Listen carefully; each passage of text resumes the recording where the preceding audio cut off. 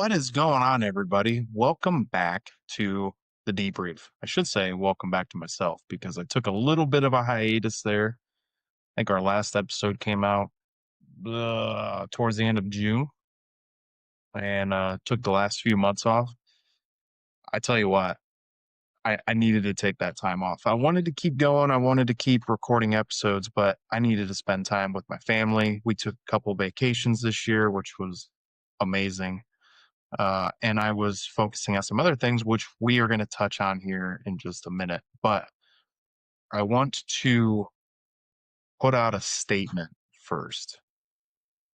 There's been so much going on just in the last few weeks. Times have been really difficult for a lot of people. And the incident that occurred involving Charlie Kirk was just insane. Absolutely insane. If you were unfortunate enough to watch the video or you were watching his podcast at the time of the incident, it was devastating. I watched the video, regrettably, and I just don't understand how there is so much evil in this world. The evil is just insane.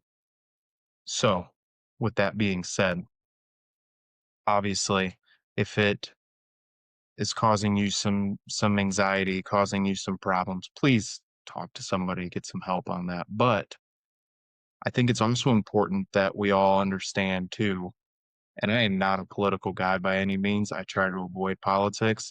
I'll keep up with what's going on in the world, but I don't typically talk politics. But I think if there's one good thing that came out of all of this is that we all understand how powerful our voice is.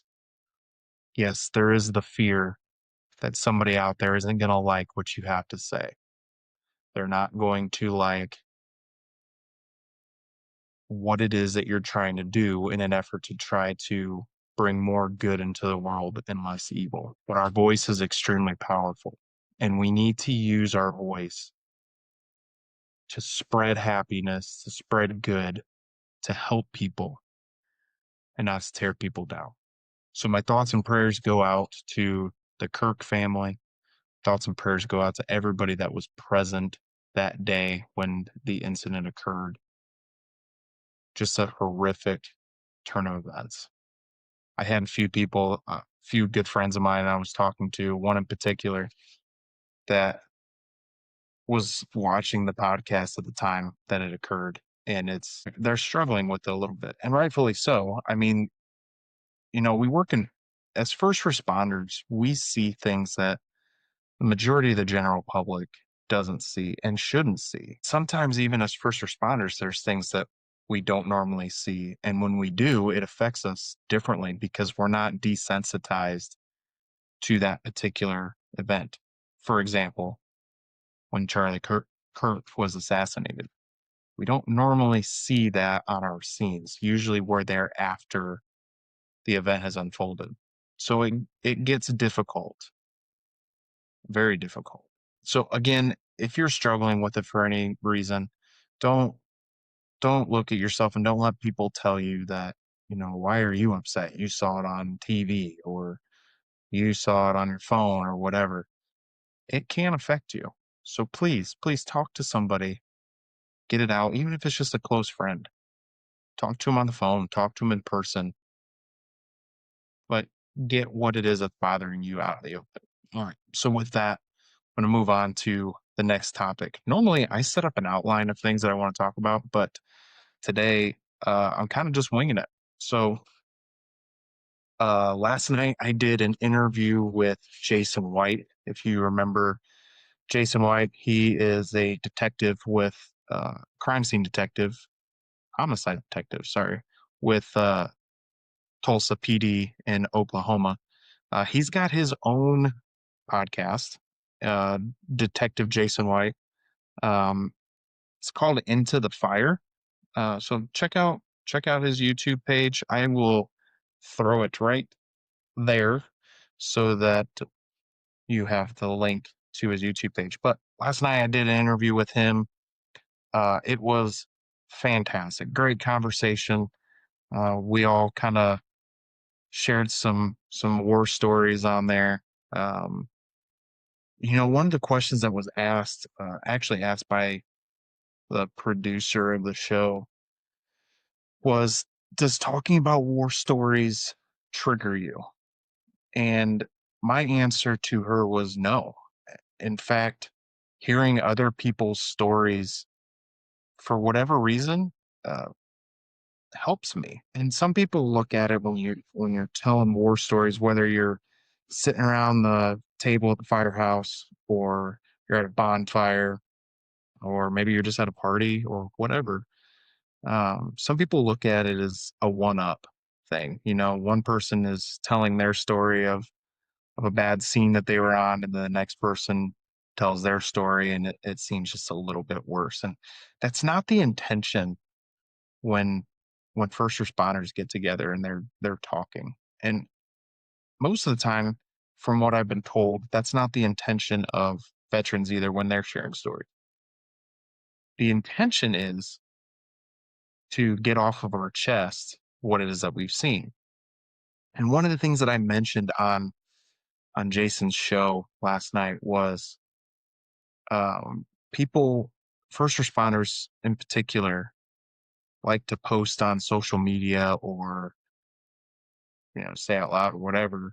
Please don't ask me what's the worst thing you've ever seen.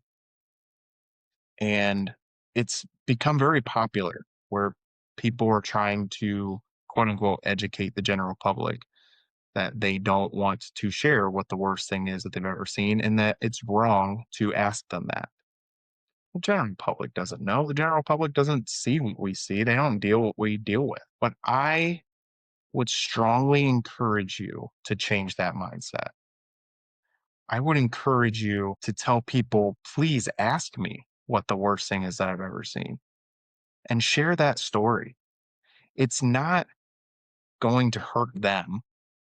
It's not going to affect them because they're not seeing it. They're hearing your side of the story.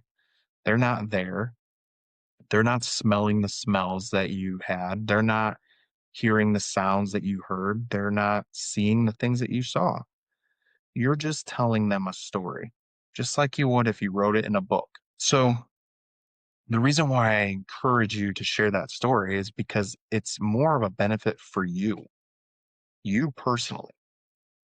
We talk all the time about how important it is to talk about the things that are bothering you, whether that's with a counselor, a very close friend, whatever. It's important. It helps you mentally more than you even imagine.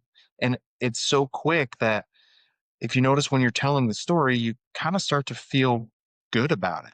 At least I do. Can't say that for everybody, but I typically feel good about it. Like, not that I necessarily felt good about the situation, but I feel good about talking about it. It starts to make you feel better. So I encourage you to change that mindset. Let's not tell people to not ask us questions. Let's encourage people to ask us questions. If you haven't seen the episode, I'll also include a link down in the description below, so you can check out the video yourself. You've got an hour and a half to kill. But um, I also made a pretty big announcement on his show, and I made an announcement on Facebook about this, but this is the official announcement that I'm making. So I'm still continuing with the debrief. That will continue until who knows when. I'm still going to keep doing interviews. I'm still going to keep doing these monologues, but I have also started an organization. The organization is called Project 86. Now, let's start with the name, Project 86. So, project comes from the fact that remission is never done. We're going to continue to improve ourselves in an effort to try to help first responders and healthcare workers. The 86 is kind of an interesting story. So, when I started in the fire service back in 2012. I started January, and about 11 months later, on November 11th, 2012, a friend of mine from my department died in the line of duty. His name was Mark Child. Mark was responding to a field fire. He was operating a tanker truck, for those of you out west, tender. But uh, as he was driving, the vehicle rolled over, the tank dislodged, and he was ejected from the vehicle and died on scene. His unit number ended in 86. Another individual that I actually knew very well, I went to grade school with him. He was on another fire department that I actually ended up working part-time for a period. His name was Sean Doyle, and Sean Doyle um, died by suicide, and his unit number also ended in 86. So, in an effort to bring respect to them and to continue their mission, we chose Project 86. So, what is it that we're going to do? Okay, so Project 86 is a nonprofit organization, started here in Indiana, and it's already seems like it's starting to grow, which is fantastic. If you're interested in volunteering, I will put my direct email in the description below, so you can send me an email. Let me know, what state you're from, good contact information, and what it is that you're interested in doing. Um, but we started off with just going to different classrooms, different organizations, agencies, uh, so on and so forth. We started with a respiratory therapy class. We've talked to paramedic classes. I've got some fire departments on the schedule to chat with, but basically, we just go and we just talk to them. We give a presentation. We talk about mental health, but the important thing to know about this is we're doing it from a no, I can't think of the word. We're doing it from a proactive standpoint instead of a reactive standpoint. So we want to go out and have these conversations with people that are brand new to the field, even veterans. We will obviously talk with them too, but we want to talk to people that are brand new to the field. We want to have these conversations and kind of let them know ahead of time without scaring them off about what it is that they're going to deal with and what it is they're going to see. So far that's been a huge success. That's our bread and butter. That's what we want to do across all 50 states. So again, if you are in a state outside of Indiana, or even if you are in Indiana and you're interested in being a volunteer, please send me an email. Let's chat. I've already had a couple meetings with a group of people that are interested in volunteering. There's many different things that we want to do. So again, if you're interested, please reach out and I will give you more information.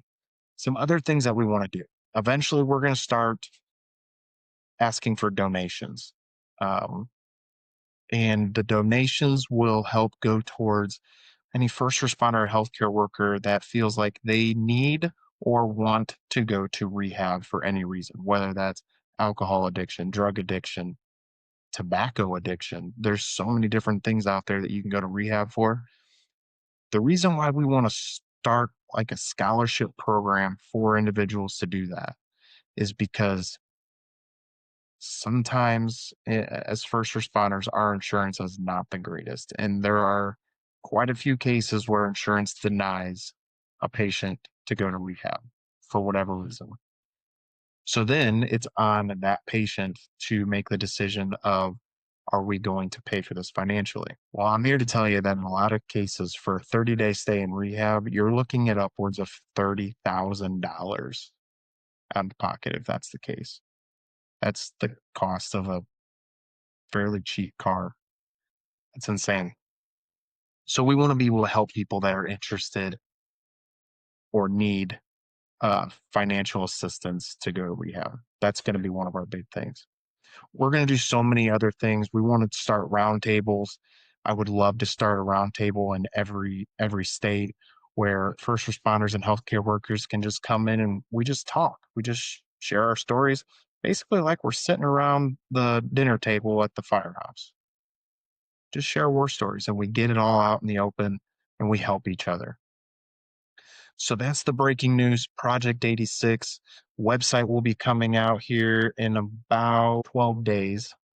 Ran into some issues with that, but the website will be project86.org. On there will be so much information, and then there'll also be ways that you can reach out. But please check us out. And if you feel so inclined to donate to our organization, there will be a link on our Facebook page. You can go to type in the Project 86 in the search bar, and it'll pop right up. So be sure to check that out as well. So finally, the last news, as I mentioned before, I took a little bit of a hiatus from doing podcasting to spend more time with my family and to focus on the creation of Project 86. We are back. This is season number 2. Didn't think I was ever going to do seasons, but it kind of works with taking a little bit of a break. And I'll probably keep that going in the years to come. I'll probably take a few months off to spend time with family, but season 2 coming out soon. If you know somebody that would be a great fit as on it as a guest on this show, please shoot me a message. You can send that to debriefwithtyler@gmail.com. You can check out the website, the debrief with Tyler. Sorry, debriefwithtyler.com. And you can send me a message on there as well, and I will respond to you as quickly as I can. With that, that's really all I got, everybody. This is hopefully you have a great rest of your weekend. Have a great work week. Keep pushing yourself. Keep being your brother's keeper. That's the big thing. Look out for each other. Obviously, that goes both ways. It's brothers and sisters keeper, but look out for each other. If somebody's struggling, help them out. Talk to them. Call them out. That's the big thing. Call them out. If you see them struggling and you ask them, "Hey, are you okay?" and they say, "Yeah, I'm fine," call them out. Let them know what you're seeing and let them know that you are there to help them. With that, I appreciate you all. Have a great weekend. Stay safe out there.